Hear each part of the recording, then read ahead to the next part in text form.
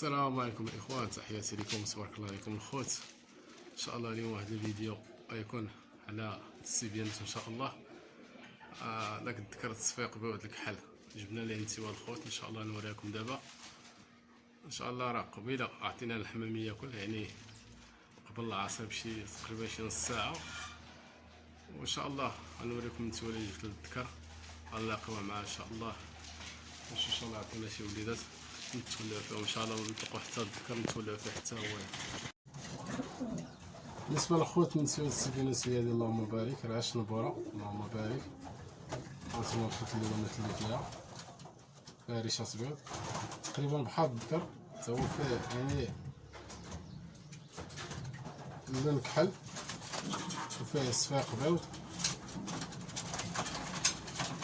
هانتوما اللهم بارك، الراس كي داير النقاء تبارك الله ما شاء الله. نخليكم تولعوا فيها ان شاء الله نطلقوها. ندير بها الخبز ديال السيبيانات هذا اللهم بارك. بالنسبه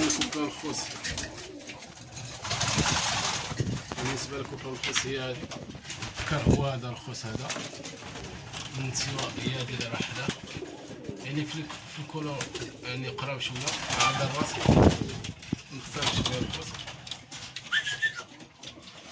وغنشلقوها مع دابا الخوت، نخليوها حتى تهيج شويه ان شاء الله.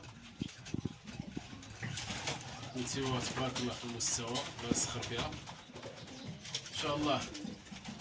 الذكر حتى هو غادي نطلقو يطير على برا، يعني دابا حاليا غادي نزوجوه معاه من بعد حيت يبيض يدير الفراخ ان شاء الله. غادي نطلقوه الذكر ونتولوا فيه. وكاين الخوت هاد الذكر هذا راه اللي كيجيبني الذكر، راه خو هذا ندير انا ان شاء الله. الا طلعوا كوبلا نلاقيهم الساعه طلعوا جوج ذكوره. هانتوما الاخوان تبارك الله، تحياتي للدراري متابعينا في القناه.